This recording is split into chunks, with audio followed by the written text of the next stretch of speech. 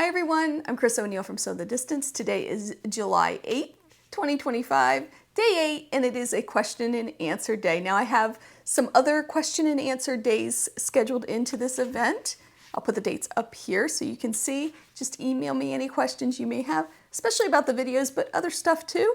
I got a ton of questions this week, so I'm excited to dig in. I do have a list, so if you see me looking down, that's why. So there were some personal questions, and I don't mean real personal, just regular personal questions. But there's questions about the videos, and there's questions about other things too. Okay, so I'm gonna start with day 3, which is the Scrappy block, the Sew Merry block. One question I got repeatedly was about sizes, and you can absolutely make this any size you want. You can make a mini one. I think somebody was interested in making a mini one. You can make a giant one. As long as all 16 squares are the same size, you won't have a problem. The other question was about doing the 4 patches. So I'm gonna go over to the design board now and show you a few things. And you absolutely can do the 4 patches. Some people were saying, oh, just press to the red, which is true, except for when you're putting the blocks together. So that's a rule that you have to remember. Oh, wait a minute, if there's a green and a red next to each other, I'm gonna have to press to the green. So it got a little messy. If you ask some of these questions, you probably know what I'm talking about. But let's go to the design board and also talk about why I did it the way I did it. And trust me, I did homework on this. I've been working at this for months. So I did try out different layouts and different designs and different ways of doing this. I wanted to make it achievable for any level of quilter, whether you're a beginner or a seasoned quilter. So let's go over, and then we're also going to talk about different layouts of the actual blocks and what that looks like, because a few people asked about that. All right, here we are. Hopefully my other camera isn't in this. I don't think it is. All right, here are the blocks, and I haven't unsewed those ones that I did with 4 patches, which actually turned out to be a wonderful, happy accident, because I'm going to show you why I hate that method. Anyway, here they are. Let's start with doing some layout designs. So the one way you can do it is you can put these every other one like this. And you can see how that makes a really cool design too. It almost looks like a wreath, which would be a lot of fun too. So that's one way. You can also turn it the opposite way and have the diagonal going the opposite. That's, I mean, not that different, but it is different. You can also put these on point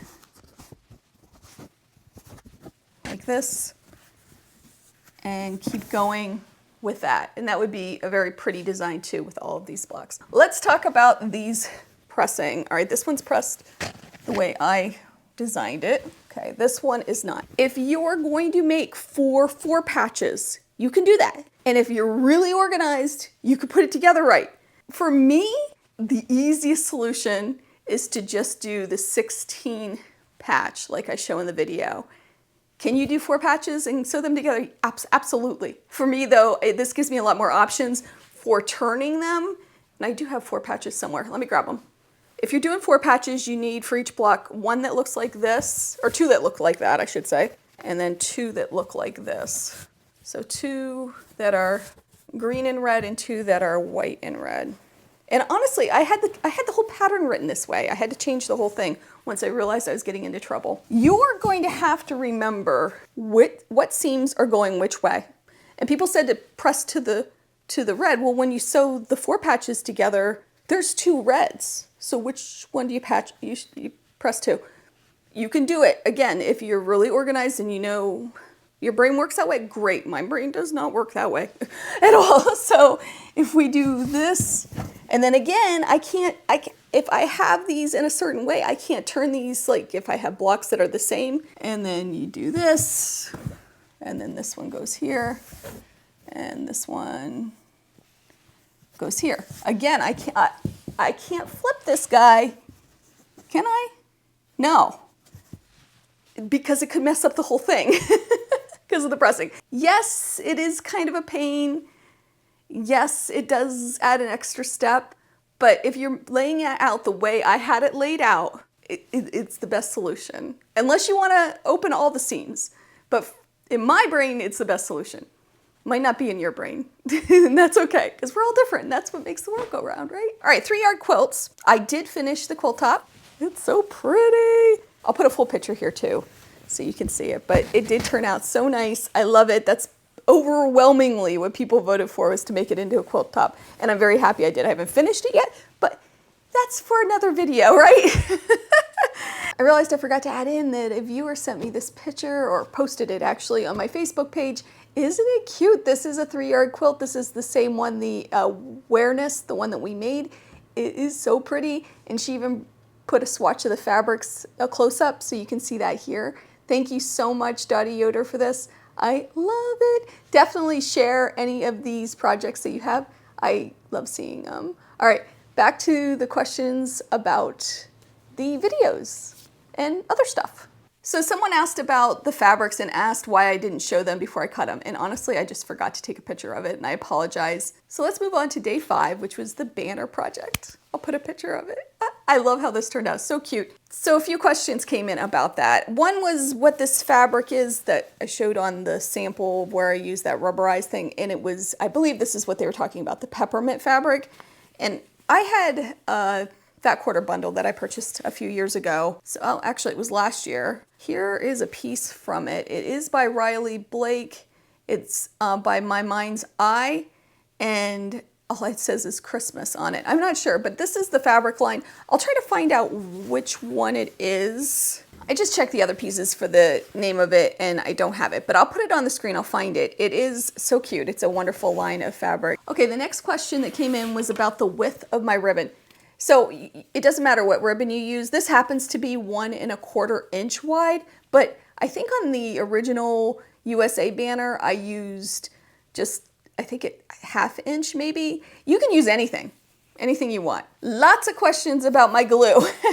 So I just use Elmer's school glue, and this nozzle just fits right on it. You just take off the original nozzle and put this nozzle on. You don't need the applicator. This is called, let me see, I wrote it down, Fine Line Glue Applicator. I bought mine at a quilt show. It really is a nice tip because you can get a very skinny line, and then it has a thing to clean out the applicator, which is nice too, and it doesn't dry up and get all clogged. Now I found a ton of these online, many different prices. So just search for them.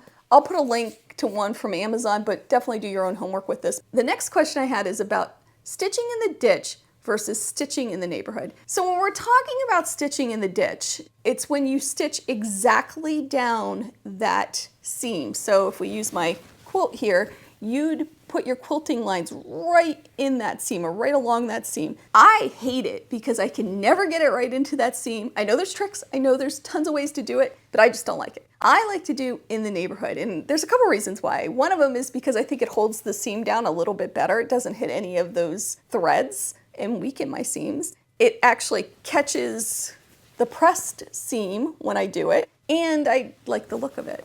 I like to use my gauge on my machine. I have a foot that has a flange, and I just run that inside that line and then move my needle over a little bit. But you don't have to do that. You can just measure over from the seam and stitch right beside it in maybe like 1/8 of an inch to 1/4 inch. And I think it just gives it a really nice look. For Sunday's video, day 6, is that right? I think so. I get so mixed up. I talked about lists, and somebody had asked me about making things to sell. I don't make anything to sell other than patterns. I do write patterns, and of course I make videos and tutorials and stuff, but I don't make anything that I sell. And I have something down here I can't read. All right, I know what it says. I figured it out. Somebody asked what to do if you can't get your machine serviced. That's such a good question because they live so far away, they don't drive or don't have a vehicle. I think they said 60 miles from a place to get it serviced. I wish I had some suggestions for you other than you could try maybe going on YouTube and servicing your machine yourself, but I really wouldn't recommend that. I think it's important to have a professional look at it. We can understand our machine, and it's not that, but it's I don't know, sometimes the professionals have seen it all and can troubleshoot a little bit better than we can. To that person, it's once every other year, try to get it serviced as best as you can, even if you can send it out with somebody. I don't know if there's even mail order. When I lived in Massachusetts, there was somebody that would come to my house and service our machines. The other option is to get a Juki industrial machine because they're super, super easy to service yourself. Let's talk about the stuff behind me. All right, so the owl quilt that everybody comments on, I made that when my mom was going through some cancer treatments. It's a very special quilt to me because I appliqued those owls on while I was waiting for her, while she was getting her treatments done, and then she hand quilted it. So when it was all done, she hand quilted it. My mom's doing very well now, so She's doing great, but it is a special quilt to me because of that. The owls themselves came from AccuQuilt. That's an AccuQuilt die. They also have a penguin. I haven't made the penguin yet, but I do have the die. And I do love it. I think it's so cute, and I love that they all have their own little personalities. Bittersweet, almost, in making it. All right, this spice rack thingy, and that's what it is. It's a spice rack from the 1960s. I got it at a thrift shop because if you know me, I love to thrift. I'll put the name of that here. You can't buy them anymore unless you get them, of course, used, and they do come in different colors. And I do love it. It's a wonderful place to stash things. What else? Oh, my thread rack. My husband's a woodworker. He built that for me a long time ago, and I love it. And I know my thread's exposed, and I don't care, okay? I love the look of it. I love that I have it in rainbow order, and I love it. It's almost like a piece of art in my room. He also made my bookshelves. If you've been following along with my habit updates, you've seen that whole process too, and I love them too. The shirts came from Amazon. I just searched Christmas in July, and they came up. And I love them. In fact, it's kind of been my outfit. I'm loving Hawaiian shirts. I'm gonna get more. I've been wearing cutoffs and Hawaiian shirts a lot this summer. It's been really a lot of fun. If you see me wearing something that either came from a thrift shop or Amazon, I'm not a big person to go in and usually buy things at stores. First of all, there's not that many around where I live. So those are my two go-to places to get anything. And I love to thrift, so I get a lot of my clothes through thrifting. All right, somebody asked this question about pre-cuts and sizes, and I'm not sure if I understood the question completely. I think they wanted to know what they could make out of it. So I wrote these down, so I'm gonna be looking down at this. So for layer cake, if you use 36 squares, you can make a quilt that's 57 by 57, but they'd have to be squares right next to each other. If you're using a jelly roll, that's 42 strips, so you could do 44 wide by around, depending on the width of the fabric, by 84 inches long if you sewed them back and forth. And then for charm packs, for 36 of them again, they come in packs of 40 or 42 depending on the company. You could get a quilt that measures 27 by 27 if you put them all together. Another person on Facebook had a question about panels, and I told her that I would put that up here, and I didn't write down her name, and I told her I would use her name. I'll put her name up here. She has these panels, and I think she said she has 8 of these, 7 or 8. She has a lot of them, and she wants to know what she can make, I think for her siblings, out of these panels, and I said I would put it out to you, so definitely in the comments, mention it. For me, I say quilts, very simple quilts would be great. You could do tote bags. You can cut up those panels. You can take sections of them. You don't have to use them as a whole. And then there's also tons of patterns out there for panels. Just putting borders around them makes a beautiful quilt too. Or you could even make like a giant pillow, which they're so much fun, like for watching movies and stuff. I love big oversized pillows too. So there's a lot of ideas that you could use with panels. And I do have a video in this series using panels and talking about that too. So we'll get further into it. Hopefully it'll inspire you. All right, somebody else asked if I were ever going to host a retreat. Probably not. It is not something I'm interested in. I know they are a ton of work and it would take away from my business, in my opinion, as far as making videos and writing patterns and everything because of the time that it would take to put one together. The person who wrote this said that they wanted to quilt with me, and I love that. I wish I could offer that. The amount of work that would go into it. Maybe I'll go to a retreat. I can go to a retreat, but I don't want to organize one. No way.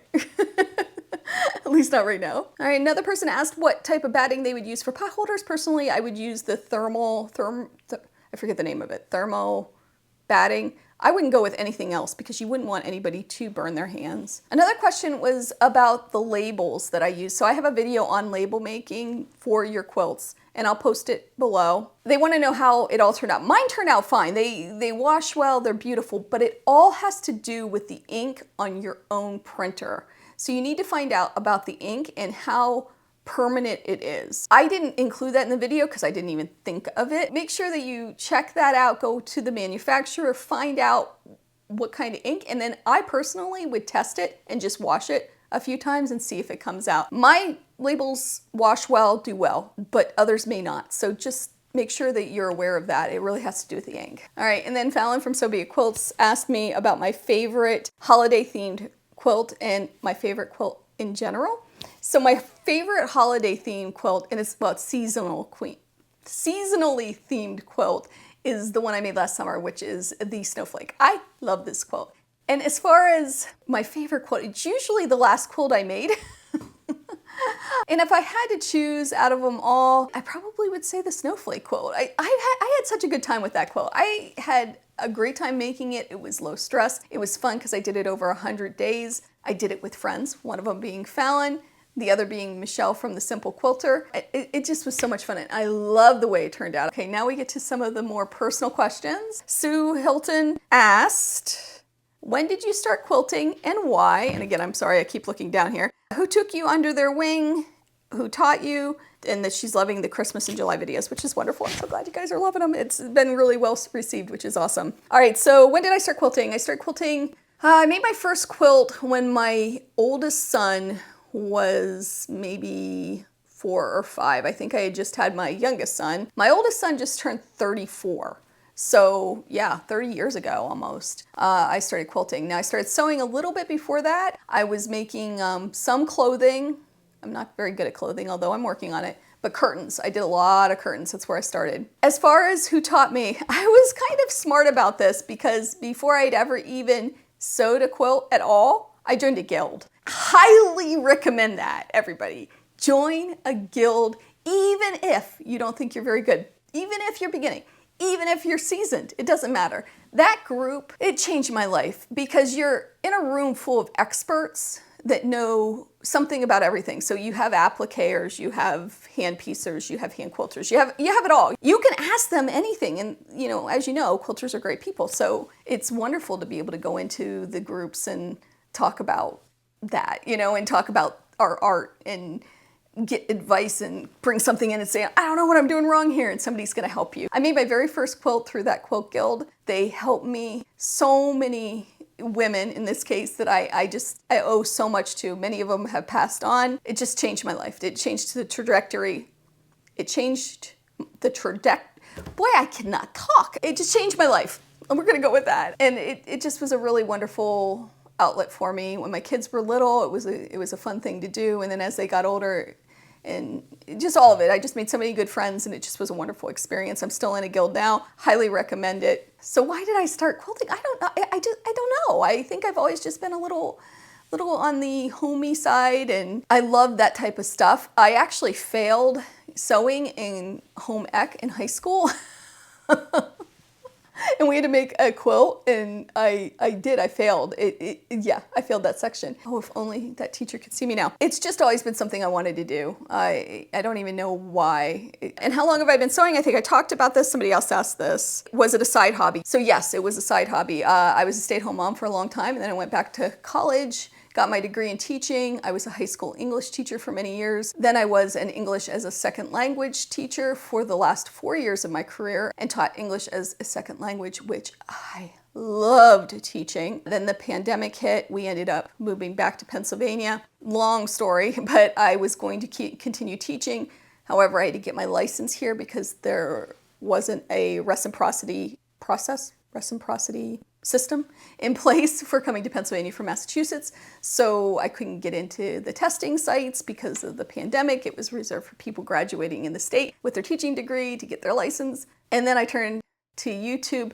I had done it a little bit before that, but I really went full force into teaching on YouTube around that time. Thought I would do it for a year, and here I am, and I love it. And the last question is, how do I get my sewjo back? And that came in like minutes before. They just got it in under the wire before I am recording this. So I used to tell my students all the time when they were really stuck with writing an essay, the best way to start writing is to start writing. The best way to start quilting is to start quilting. Now, sometimes we just need a break and to take a few days or whatever, or a few weeks, whatever it is that you need to take, because it's a taxing hobby. It takes a lot of brain power. It takes a lot of energy. Give yourself a break in that respect. The other thing that always gets me out of a rut is to just start sewing. Like I said, to just start doing something, just putting some stuff together. It doesn't have to be anything that you keep. You can take the seam ripper to it right afterward. You don't have to keep going with that project, but just sitting down and sewing sometimes gets those juices flowing and starts getting you